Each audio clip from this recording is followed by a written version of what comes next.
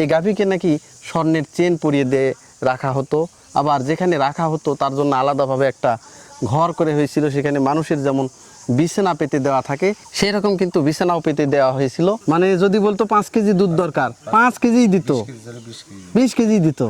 আচ্ছা, ওই গাভীর নাকি কোনো বাচ্চা টাচ্চা হতো না, এই জন্যই কবিলাসী গাই। আপনি কি এই গরুটাকে দেখছিলেন? না, আমাকে বাবা দেখায়নি, শুধু শুনছেন আপনারা? শুনেছি যে এরকম এরকম এরকম। পুষিছে। কিন্তু এখনো প্রতি বছরই কিন্তু এখানে অনুষ্ঠান হয় না?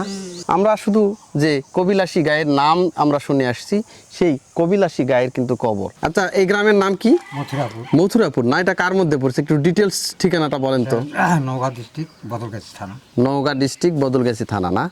আচ্ছা, এখানে শোনা যায় যে একটা কবিলাসী গাই। হ্যাঁ, এই গাইটা কি গাই এটা কি বলেন তো? এটা গায়ের মনে করতে আগে বহুত দিন আগে আমরা শুনেছি আর কি, এবং দেখিয়েছি। হ্যাঁ, তো এর বাচ্চা টাচ্চা হয় না, ওই গায়ের কোনো বাচ্চা হয় না, বাচ্চা হয় না, শুধু দুধই হয়, শুধু দুধ। শুধু দুধ। আচ্ছা, হ্যাঁ, এমনিতেই দুধ হবে। এমনিতেই। এটা কি সারা বছরই দুধ দেয়? এটা সারা বছরই দুধ দেয়। ভিউয়ার্স, দেখেন, হিন্দুদের যখন মাটি দেওয়া হয় বা হিন্দু মৃত যখন সৎকার করা হয়, তখন তাদের পরিবার পরিজনরা যখন থাকেন, তখন কিন্তু সেই যাদের সামর্থ্য আছে সেই পরিবার পরিজনরা তারা কিন্তু আবার ওই সামর্থ্য অনুযায়ী প্রতি বছরে কিন্তু মৃত্যুবার্ষিকী তারা পালন করে থাকে, ঘটা করে ধর্মীয় অনুষ্ঠান আচারের মাধ্যমে হয়তো 2-4 জন লোককে খাওয়ায়, হয়তো দুস্থদের কিছু বিতরণ করে, এই রকমের কিছু হয়।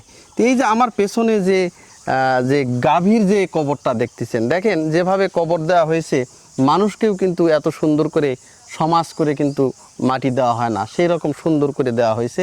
তো বলতেছে যে এই গাভীটা ওনার বাড়িতে জন্ম নেওয়ার পর থেকে উনি নাকি সব দিক দিয়ে তার ধন সম্পদ আস্তে আস্তে বৃদ্ধি পেতে থাকে। সে যে কাজে হাত দেয় সে কাজই নাকি তার মানে খুব দ্রুত এবং উন্নতি হতো সেখানে। এই কারণে সে মানুষকে যেটুকু সম্মান দেওয়া লাগে সেই গাভীকে কিন্তু তার চেয়ে বেশি সম্মান সে দিত। এই গাভীকে নাকি স্বর্ণের চেন পরিয়ে দিয়ে রাখা হতো, আবার যেখানে রাখা হতো তার জন্য আলাদাভাবে একটা ঘর করে হয়েছিল, সেখানে মানুষের যেমন বিছানা পেতে দেওয়া থাকে সেই রকম কিন্তু বিছানাও পেতে দেওয়া হয়েছিল। আর এই গাভীর আরেকটা বৈশিষ্ট্য ছিল, সেটা হচ্ছে এই গাভী কখনোই নাকি ওই বিছানার উপরে প্রস্রাব পায়খানা করতো না। যখন তার প্রস্রাব পায়খানা আসতো তখন সে বিছানা থেকে নেমে যেয়ে নাকি সে প্রস্রাব পায়খানা করতো। এই রকম একটা রহস্যজনক কিন্তু গাভী ছিল এটা। তো আমরা শুধু যে কবিলাসী গায়ের নাম আমরা শুনে আসছি, সেই কবিলাসী গায়ের কিন্তু কবর। আর যদি সেই গরুটাকে যদি দেখাতে পারতাম সেটা আরও বেশি ভালো লাগতো আমার কাছে। কিন্তু গরুটা যেহেতু আজ বেঁচে নেই, কিন্তু তার যে সমাধি রয়েছে এবং তার সেই সমাধি এত ঘটা করে যে একটা চারপাশে সমাজ করে রাখা হয়েছে, এটা দেখেই আপনারা কিন্তু হতবাক বা অবাক না হয়ে কিন্তু পারবেন না। দেখেন, এই হিন্দু ধর্ম মতে মানুষকে যেভাবে কিন্তু কবর দেওয়া হয়, ঠিক সেভাবেই কিন্তু একে কবর দেওয়া হয়েছে। আর জনশ্রুতিতে আছে এই গরুকে নাকি যে কয় কেজি দুধের কথা বলা হতো, যেমন মালিক যদি বলতো যে আজকে আমার 3 কেজি দুধ লাগবে, সে 3 কেজি দুধ দিত। যদি বলতো যে আমার 4 কেজি দুধ লাগবে, তাহলে 4 কেজি দুধ দিত। 5 কেজি লাগলে 5 কেজি দুধ দিত। এই রকম একটা কথা কিন্তু এখানে প্রচলিত আছে, তার ইচ্ছা অনুযায়ী কিন্তু দুধ দিত। এখন আপনারা এটা ভাববেন না যে তার 50 কেজি দুধ লাগবে, 50, এটা কিন্তু আবার অবাস্তব।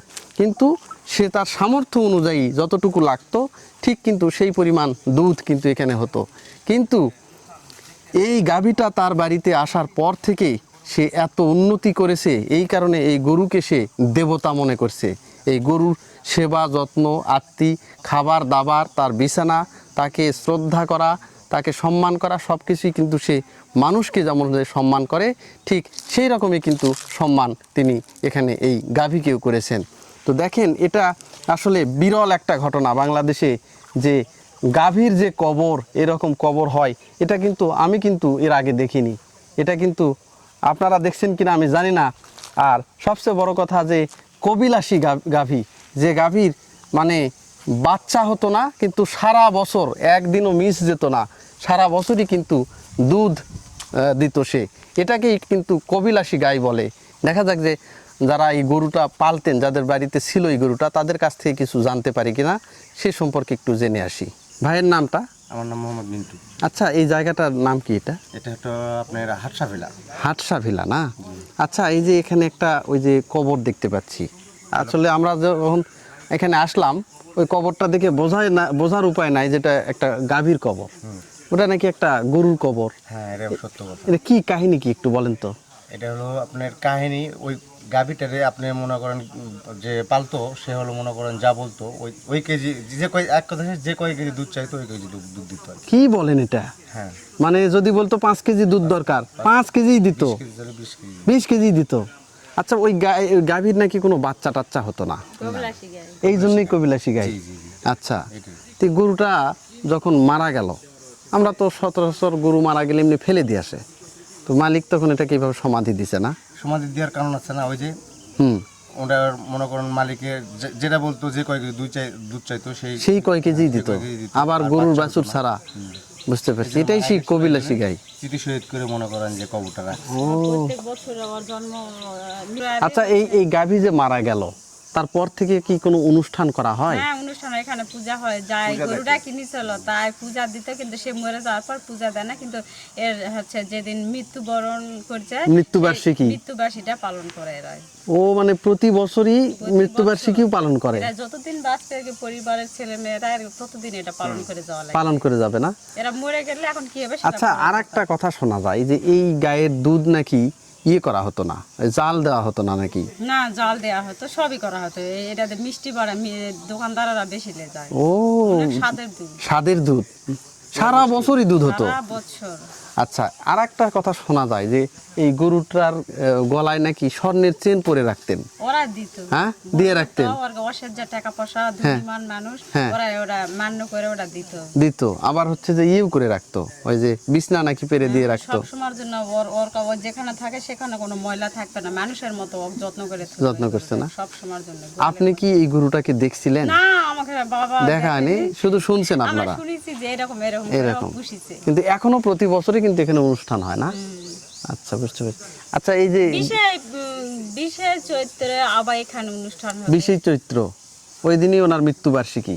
না, মৃত্যুবার্ষিকী নয়, কিন্তু হলো 11 ফেব্রুয়ারি ওর হচ্ছে মৃত্যুবার্ষিকী। আর হচ্ছে এখানে অনুষ্ঠান করে প্রতি বছরই অনুষ্ঠান করে। আসলে পরে ওনাদের বাসা কোথায় এখানে বলা? এখানে এই বাসায় কেউ থাকেন কি এখন? থাকে, কিন্তু এখানে এই বাড়িতে কেউ থাকে না, এই রুমের ভিতরে ফাঁদে বাড়ি বানাচ্ছে। ওই পাশে, এগুলা ওই ভাঙিয়ে পাশে দিই। থাকে না? আচ্ছা, এই ঠিক। গরু যে পালতো সে এই বাড়িতে থাকতো, ও, উনি এই বাড়িতে থাকতো। পরে ওর ছেলেরা ফাঁদে বাড়ি উনি নাকি বানাচ্ছে। ডাক্তার ছিলেন, নুনি ডাক্তার। ননি ডাক্তার। বুঝতে পারছি, তাহলে এটাই কবিলাসী